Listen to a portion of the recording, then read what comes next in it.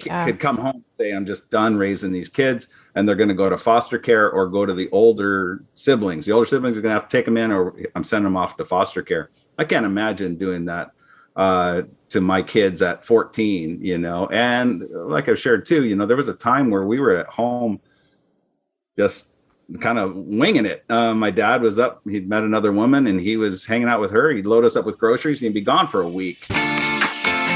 This is Meredith for Real, the Curious Introvert, and I'm Meredith. I explore the questions people think but don't ask out loud, either because they're taboo or thanks to cultural hypnosis. My mission, and yours if you choose to accept it, is to inspire curiosity by exploring the nuance and paradox of our world. Each episode is different, so bring your ADD and your earbuds and have a look around. Hey Curiositors, it's me, Meredith. I almost said, hey kids! That's how this week's guest opens all his YouTube videos. You might have heard of him. He's called the Dad of the Internet, and he gives his 4 million YouTube subscribers practical advice and ends each video with, I love you and I'm proud of you. Yeah, I'm not gonna lie. I didn't expect to tear up after watching a video about hammering a nail, but there I was. It's that I love you and I'm proud of you bit gets me every time. I thought this would be a great episode for Father's Day because not only does it bring the dad vibes, but it also opens up about how forgiveness is important and how my guest forgave his own dad who abandoned him and his 7 siblings when he was just 14. So whether your relationship with your dad is great or more complicated, this episode is for you. And I'd like to dedicate this episode to my own dad. He's always been eager to teach us things, build a gadget or a swing set that we needed, and throw spaghetti at the wall to entertain us. He has the best laugh, and he loves his family more than anything. Love you, Daddo. And thank you if you're a returning loyal listener. And a big welcome if you're new here. Around here, we press play to get curious, to disrupt the algorithm, and to grow into better humans. I talk with everyone from scientists, convicts, con artists, and YouTubers. There's no specific order to listen to episodes, and at the end of each episode, I offer a next episode suggestion of, if you liked that, you might like this sort of thing. So have a look around and hit play on whatever grabs your attention. All right, enjoy the show. Lefty-loosey, righty-tighty. Measure twice, cut once. These are words of advice from my dad. But not everyone is as lucky. My next guest is the second youngest of 8 kids. When his mother struggled with addiction, his father took full custody of he and his siblings. But after a few years, his dad announced at his little sister's birthday party that he was, quote, done raising kids. Their options were to live with other people or go into foster care. So at 14 years old, he moved in with his newlywed older brother in a 280 square foot trailer.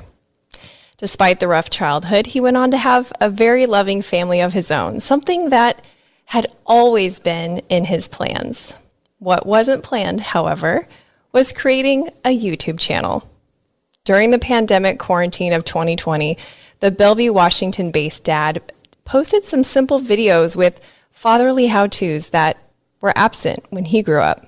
Since then, he's written a book called Dad, How Do I? And his YouTube channel by the same name has skyrocketed to 4 million subscribers. 4 million. Today, the Dad of the Internet is going to talk about the importance of mentorship and the underrated benefits of forgiveness. Reluctant YouTube star, delightfully daddish, fellow curious introvert, Rob Kenney. Thanks for being here. You bet. Yep. Thanks for having me on, Meredith. I loved your book. I feel like as a fellow empathic introvert, I really feel your struggle of like enjoying being a private person, but also really wanting to help others with, your story. I just feel that so deeply. Oh yeah, it's interesting. It's definitely a tug of war that goes on inside me because I'd love to be able to pass along the knowledge, and I don't think God would want me to sit here and just keep it all to myself. He wants me to be live my best life, and so I've had to force myself to get out of my comfort zone. I think that's a superpower of introverts. We will step up and put ourselves in uncomfortable situations if we know it will help other people. Yeah, well, yeah, sounds like you've done a little more research than I have. I just know I'm an introvert and I struggle. So, Well, you're not alone. There's a whole bunch of us out here, so you're not alone. Something I also really related to from your story was the sting of missed opportunities because of the absence of a mentor. Because even with like loving parents, if you don't have a larger network of people who have a wide variety of resources to help advise you and guide you and kind of keep you on a good path, you can not only miss opportunities, but take paths that, to quote you in your book, are difficult and inefficient. I'm curious what if moments stick out in your mind as an adult and how you got past that like potential that you can never kind of get back. How did you get through that?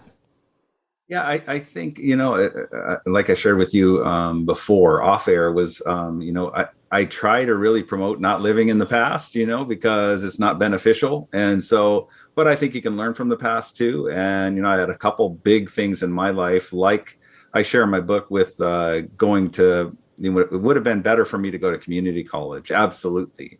Since I wasn't really recruited out of high school to play football, I kind of was, but I had no resources or anything, and I just didn't know anything, and so I ended up going to a university and walking on. It would have been much better for me to go to a community college and play football because there was a few programs that were around in this area, and it would have just given me an opportunity to play more because I'm not up against people that are on scholarship and people that were recruited, and so it was a much harder road for me. And then also I share in my book about the opportunity I could have worked for Microsoft when I used to deliver office supplies to them, and we were delivering just tons and tons of office supplies. And then I worked on inside the office as well. But and I was offered, hey, you should get in here. I was like, I'm trying to figure out what I want to do. And so, I don't live in the past. And so I'm very grateful for the life that I have lived, but you have those choices, and it would have been helpful to know some people that had my best interest. We all meet people that think they know what's best for us, but then a lot of them they have ulterior motives or what have you. It would have been very great. I would have been very grateful to have somebody kind of saying, this is what I think you need to do. I have no skin in the game, but this is what I'd do if I was in that situation. Yeah, and those are totally different departments of life, college and college sports specifically. And then you're talking about, career path and also making job decisions. And do you leave the current job to go to the other job? My aunt is the executive director of a nonprofit that works with kids, and she talks about having 5 safe adults in your life, one for each finger of your hand. But I also think having at least that many mentors for your life in different areas is helpful too, because the person that could advise on, college sports decisions may not also be the correct person to advise about career decisions. Yeah, no, that's absolutely true. And, I joked with my brother, Rick. My brother, Rick, is the one that took me in when I was 14. And I learned a lot from him in certain areas of like fixing things and that sort of thing. But I had to go elsewhere to learn how to tie a tie because that's not, it's not really forte. And we joked about that. We did a live, we sang Christmas carols around Christmas, and we did a live, and I joked about that because Rick has been a big mentor for me in a lot of ways, but there's certain things that I had to look elsewhere. Who do you consider your mentors now? And do you have a YouTube mentor? I don't. I'm still trying to figure out what I'm doing because this thing is still, I did just, like you said, I just passed 4 million over the weekend. I was actually visiting my son out in Virginia, and and we just got back. And while I was away, I finally actually broke the 4 million. Been saying almost 4 million for the longest time. Now I can actually officially say 4 million. So it's crazy. I don't know. I try to, and in my book, since you're reading my book, I try to pick quality traits that I see in other people. So I don't necessarily have a mentor that I go to necessarily, but I've always tried to, I really like that quality. I want to try to make that my own quality. Do you find that generally it's harder for men to do what you just described? Oh, I like that quality. I'm going to seek that person out. Is it harder for men to do that than women? Because it seems like the category of asking for help, which generally, stereotypically, men aren't as good at as women. Well, yeah, I try not to get into stereotypes because I do the dishes, I cook, I show how to wrap a present. That's all stuff I've done. I've never said, oh, that's a woman's job. And I also don't like it when, because I hear this on my channel. I have people saying, I'm a woman. My dad never taught me this because he said that it's not a job for women, like changing your tire. That actually scares me a little bit. Well, what if you're out driving by yourself as a woman and your car breaks down? Are you just going to hope a man comes along and helps you and he happens to be a nice guy? Right. I'd rather you be equipped to at least attempt it, rather than, anyway, I just have kind of stayed away from stereotypes because I don't know. I think we can take on different roles for sure in a marriage because you work as a team. And if I'm working, and there was a time where my wife was staying home, she was qualified to work and I could have stayed home. It just worked out that I worked and she stayed home. Right. So anyway, I guess I'm not normal in that sense. No, it's never really been something that I thought, oh, that's woman's work or that's man should do. I want everybody to be empowered and encouraged and, to learn how to do as much as you possibly can. I mean, I think that's incredibly in alignment with, what I know about you and having read your book, that you're a very practical person. And, it's practical for everyone to know how to do everything and then to operate in the areas that you are best at. So how would you, if you met someone today that you thought, well, I'd really like this person to be in my life in a mentorship role, how would you go about talking to them about that? Yeah. Yeah, that's a little tricky. I mean, I remember when I was in college and there was a guy, a friend of mine that that played on the football team, and I really liked his confidence because I think he was raised in a pretty healthy home where he was taught to be confident and that sort of thing. I kind of sought him out and just kind of weaseled my way into being his friend. I didn't want him to think I had any other ideas in my head other than I just want to be his friend because I want that to kind of rub off on me so I can learn how to be that way.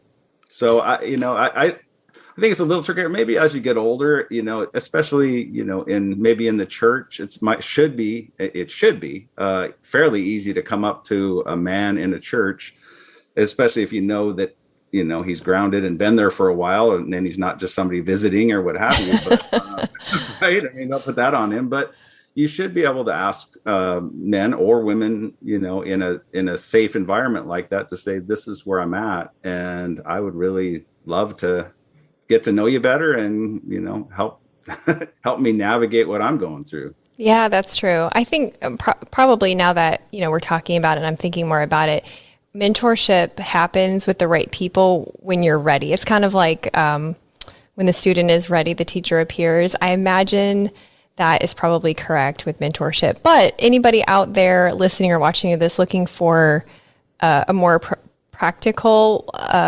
approach, you could always start a podcast because I have noticed, and you have a podcast too, and I don't know if you are, interview based, but definitely interviewing people feels like, a microwave of mentorship. And some of these folks stay in my life and I'm so grateful for it. So there you go. You could take the simple route, follow Rob, go just be that person's friend, or you could very elaborately start a podcast to create a lineup of potential mentors.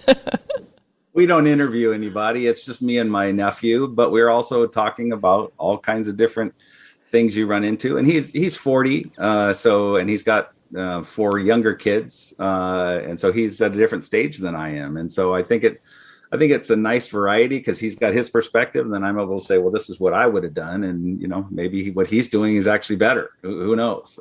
So it's kind of fun and it's been great to get to know him. He's actually Rick's son. Oh, that's so cool. I loved reading about Rick. I was surprised and impressed by how fatherly he was. And I loved how you really, Like when I watch your YouTube videos, they feel like getting a message from my dad that is helpful and loving. When I read your book, it felt like sitting on the porch with my dad because it's more of those soft skills like critical thinking, emotional intelligence, and risk taking. But they're woven in between these personal stories that really make them stick. But as far as like hard skills, like how to tie a tie, and soft skills, how to take a risk, do you feel like those skills are related or that they kind of live on separate ends of a spectrum? I think they're kind of related because I think you do a little bit of this and then you get some confidence that, hey, maybe I can do that. And next thing you know, you're doing all kinds of things that you never saw yourself doing, which is where I'm at. I kind of put myself out there a little bit, not knowing that God had such a sense of humor that I was just on New Day Northwest last week, which is a Seattle-based television show that I used to watch, though. Margaret Larson used to be the host, and I always loved it because you just kind of felt like, it's kind of, it's just a feel-good thing, nothing fancy or anything, kind of some local people come on, and here I'm sitting there as as I'm driving there, I'm like, what am I doing? My wife and I are driving there. I'm like, is this really happening? I'm driving and I'm going to go be on this television show. So I started to have a little bit of a panic attack. And then when I got there, I met Cisco Morris, who is a local gardener. He's a Seattle icon. Everybody knows who Cisco Morris is. And I went up and talked to him, and he was the nicest guy.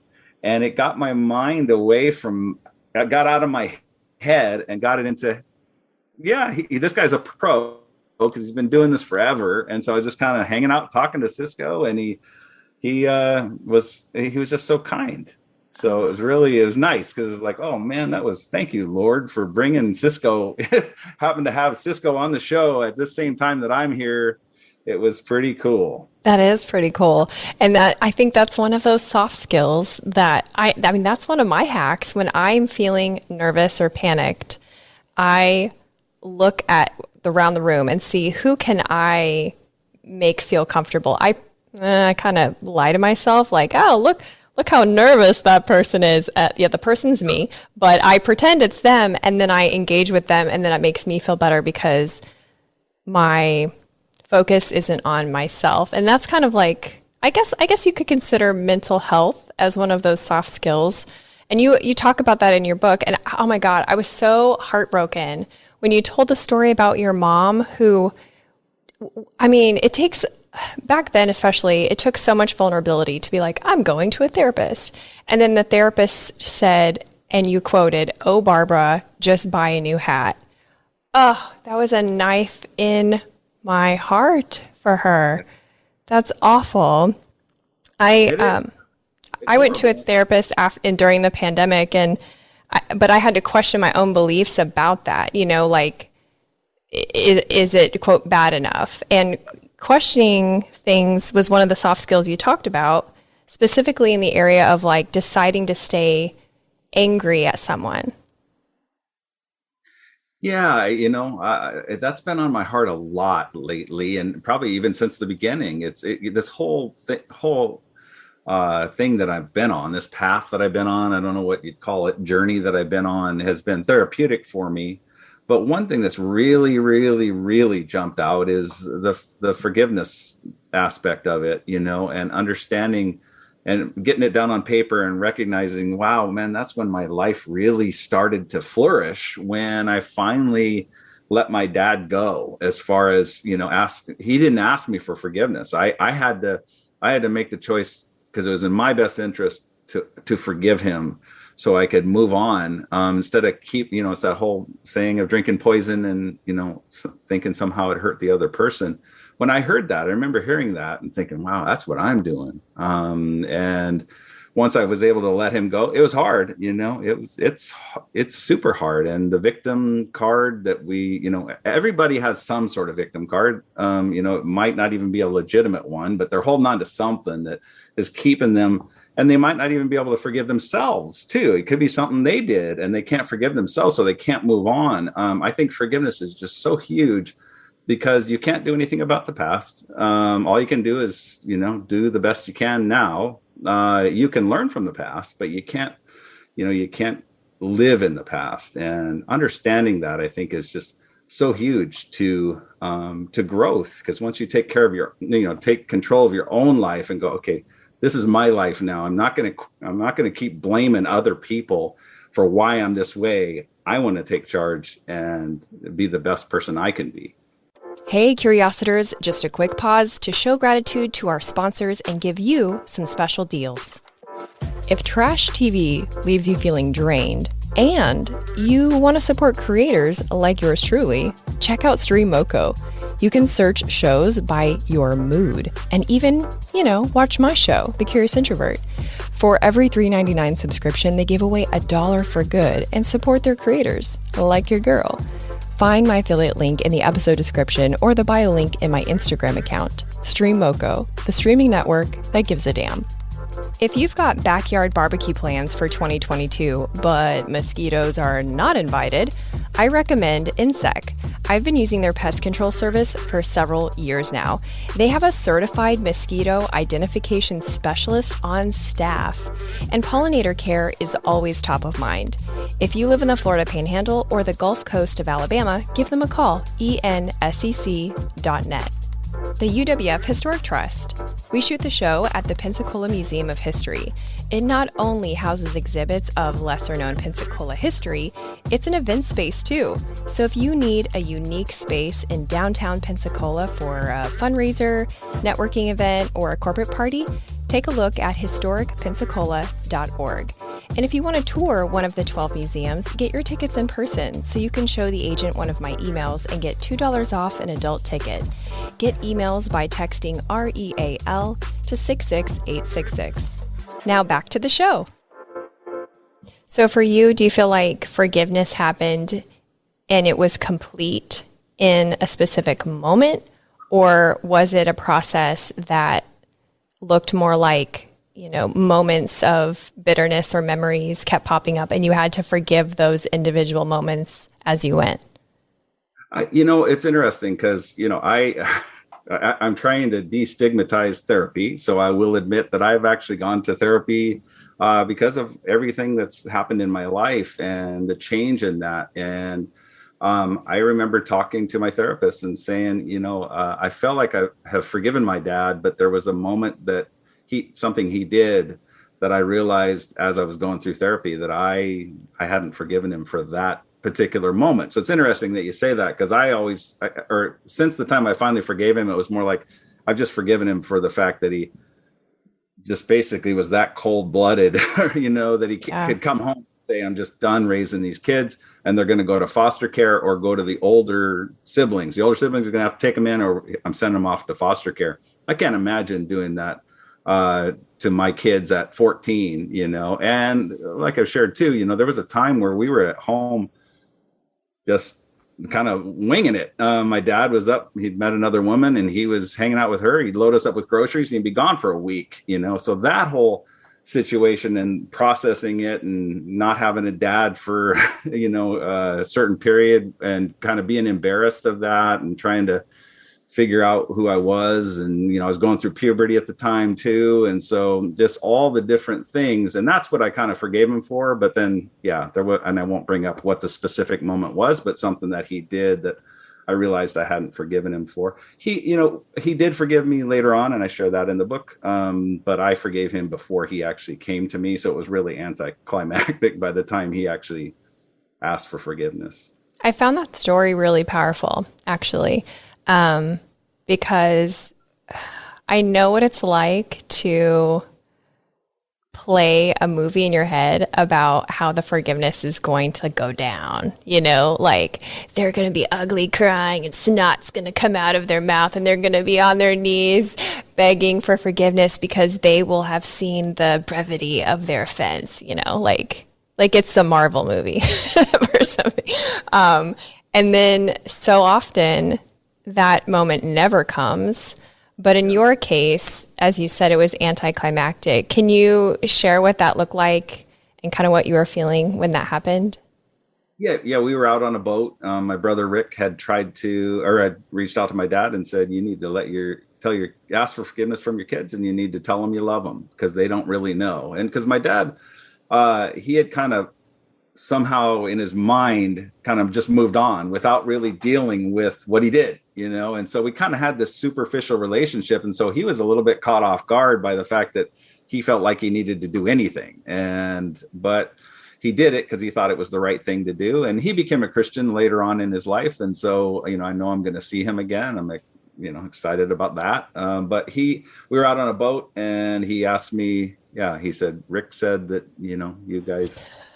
Yeah, so he kind of put it in a weird way, in his own way. It was like, and plus, he was 86, I think, at that time, in his late 80s. And so he died like 2 years later, I think. So I'm getting the years mixed up, but it was pretty close right around there. And we were on a boat together, and I'm looking through him. It's different than when I was a younger man and he was kind of a healthy older man, where I might have, but it was like, man, he doesn't look all that well. So I felt like I was looking through him. And so I said, Dad, I've been forgiven much. I've already forgiven you. So it kind of wasn't much more than that, and I've had people tell me that in the, that have read my book. They're like, I wanted something so much more than that. I said, well, I'm not going to make up a story. That's kind of how it went down. Yeah. Well, that's why it's powerful, is because it's not, that's how it really does go down, if you even get it at all. So it's almost like,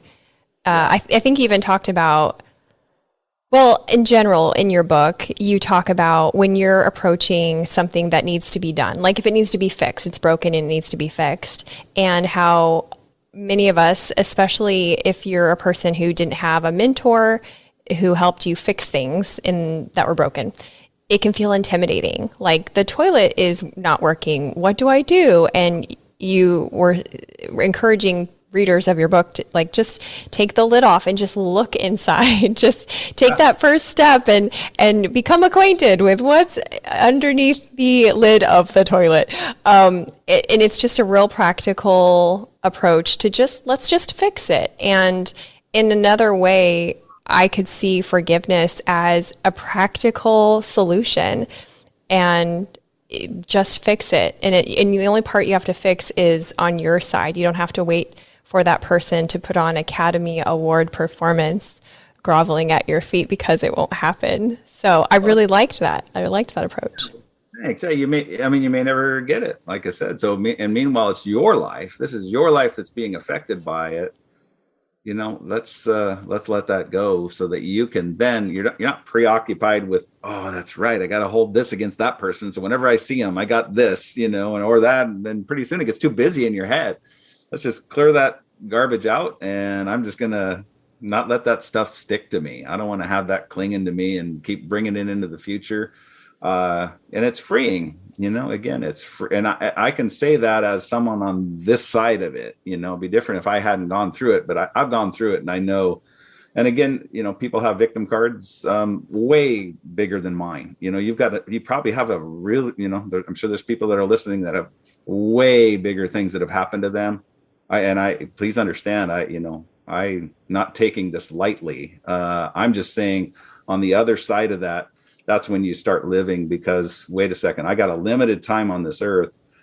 What am I going to do with the time that I have? Am I going to sit and chew on stuff that happened to me, or am I going to just move on? Again, you can learn from it, but I think forgiveness is just so powerful. I agree 100%. As we close, I would love to know what advice you would give to young people out there who are maybe in a similar situation that you were in. You wanted to find your way in the world. You didn't have the mentors. You barely had the resources. If you were able to sit down with that person, that kid right now, what would you say to them? Yeah, I would say, again, to be kind to yourself, because, I was beating myself up wondering if there's something that I did wrong, that I helped to bring this about. And when really I had nothing to do with it. It's something my dad is a choice that he made. And so I think you still kind of have to go through some stuff in your 20s. I mean, everybody, so I've got to see my own kids, and my kids are in their 20s now, and I've seen the teens from a pretty healthy family. It's still tough. Life is tough. You get into high school, and again, if you're in high school and you're struggling because you wish you were the popular person, honestly, the people that I've met that are the most quality people are a lot of people that had to struggle when they're in high school, and a lot of people that were the jock or whatever. They kind of stuff was handed to them, and so they're kind of can be kind of shallow. I'm not painting with a broad brush, because I've met exceptions to that, but I know some amazing people that were kind of the ugly duckling in high school that came out of the other side, and they're amazing people because they had to build depth, to try to deal with that. So anyway, so that makes it a little bit difficult, because I mean, some of the stuff I went through was just what a lot of people went through, but then I also had this added thing. So I haven't really, I guess, thought deeply enough about it to go, what would I do? How would I have done it differently? Because I guess a big part of it, again, would be maybe a little more kinder to myself and not expect myself to be perfect. I tried the perfection route, and nobody's perfect, so you can beat yourself up when you do something wrong. And so I think that was a big thing for me. Yeah, I think that's sound advice. Tell people where they can find your YouTube channel, social media, and definitely buy your book. Oh, well, thank you. Yeah. So, Dad, how do I? If really now it's become, that's what it is now. So, if you go to YouTube and just look up Dad, how do I? Or I'm on Instagram at Dad, how do I? I'm on Facebook, Dad, how do I? So anywhere. And then the whole internet dad thing, that's, if you Google internet dad, I come up, which is, I've shied away from that because I think that's a little arrogant to call myself the internet dad. If other people call me that, that's fine. But like I said, I think it's a little bit arrogant if I call myself that. Well, I think I understand how you would feel that way, but another perspective is that, there are a lot of people out there, young people and not so young people, who really crave that type of person, dad-ish type of person in their lives. And I know from watching your videos personally and from reading the comments that some people just watch your video because at the end you're like, I love you, I'm proud of you. And I remember the first time I watched your video, I was like, that was about how to hammer a nail. Why am I tearing up? That caught me off guard. I even tie in the tie, and I don't even say that because that was my first video. People are crying watching me tie a tie. I thought I was just gonna, pretty ignorant. I thought I was just gonna show people how to tie a tie, but it's the dad moment that people are longing for. And so I'm glad that I'm able to, I'm grateful for the platform that God's given me to be able to, try to pass along a legacy of kindness for people, and I do want to continue my dad chats and talk about things. I was in traffic today and just going, boy, some people just need to figure out that we're all in this together. It's not about you. We need to merge, let's merge together. It's a zipper. You merge, we don't get a zip up in front of everybody and getting cut in front. We're all trying to obey the law here. We're trying to head to the same destination. Oh my gosh, please make a Dad How Do I video about how to merge in traffic if you haven't already, because the world needs it, okay? Well, so I know we're wrapping up, but last night we were on a plane because I just got back, and even getting off a plane, it's like, we're all kind of sitting down waiting our turn, and people are getting up we're near the back of the plane, and people are getting up, but we're still sitting because there's no point in standing up, right? Yeah. Until it's kind of getting closer, and then you can kind of get ready. And this guy comes zipping up with his briefcase, and it's like, why? We're all waiting for a reason, we all want to get off the plane too, Oh my gosh. And so here's the thing, because our flight was delayed, and there were people that they said, anybody that's flight is or that needs to get a connecting flight, please go ahead and you can get off the plane right now. And so those people already left. So I know that wasn't him. If he was trying to get on another plane, that's one thing. Go ahead. Everybody go ahead and we work together again as a team. But I think it is a microcosm of our lives. It's like, why can't we just look around and recognize that we're all waiting to get off the plane too? I want to get home. We were delayed. I'm tired. A little jet lag today. Anyway, I had to fit that in. It's been on my Yes, let it out. Let it all out. Well, maybe this is the beginning of like a sub series of Dad, How Do I videos that are like common sense. And instead of, videoing them in your sweet way, they're like slightly satirical and sarcastic and like a small comedy sketch. That's definitely the Meredith version of your video. Like it'd be borderline inappropriate probably. So you know what? Never mind. Don't listen to me. Follow what you're doing. That's the hard thing. I mean, I've been compared to Mr. Rogers and to Bob Ross, and I look at them and they're so calm, and I've had people run into me with their carts at Costco, and I want to turn around and go, what are you doing? But it's like, oh, wait, just in case they recognize me, I have to kind of maintain my cool. Yeah. Well, see, there's another video that could be a sketch. Someone runs into you, you turn around, and then you're like, hey, kids, this is how to keep your cool at Costco. I mean, those Costco videos, they're pretty hot on YouTube. So, yeah. You put anything Costco, and it will get lots of attention from the algorithm. I haven't been able to successfully work that into my my mix, but for you, I think there's really something there. Thank you again, Rob. This has been fantastic. Here's to more dad moments, and happy Father's Day. Thank you so much, Meredith. Thanks for having me on. Thanks for listening. If you've loved a couple episodes of this show, leave a rating and review on Apple Podcasts or the Good Pods app. Just share where you're listening from and why you liked a certain episode.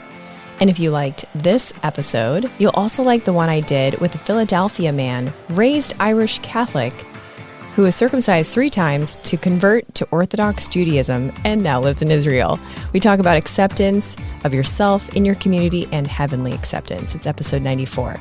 Stay tuned next week when I talk with a woman who's cleaning up oil spills with hair. Talk to you then.